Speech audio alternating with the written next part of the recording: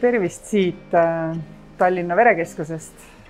Mul on hästi hea meel tervitada kõiki Eesti õdesid, ämmaemandaid ja teisi häid haldjaid meie haiglates, kes saavad ju ka täna tähistada oma ametipäeva. Otsustasin, et parim viis sellel ametipäeval ise väärtustada seda tööd, mida Eesti õed teevad, muidugi ka arstid ja kõik teised haiglates, on just tulla siia Verekeskusesse doonoriks.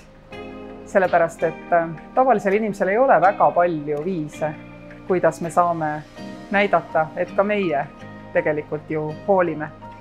Mul on hea meel, et Eesti inimesed on sellel raskel ajal, kus meedikutest on saanud eesliinitöötajad, viinud küpsetisi ja kooke valves olevatele õdedele ja arstidele. Ja minu viis panustada ongi see, öelda teile ilusat õdede päeva teile, teie ametikaaslastele ja ka teie pereliikmetele, sest et just praegu saame me vist aru paremini kui varem, kuidas kogu pere panustab, kui keegi teeb väga-väga tähtsat tööd. Aitäh teile!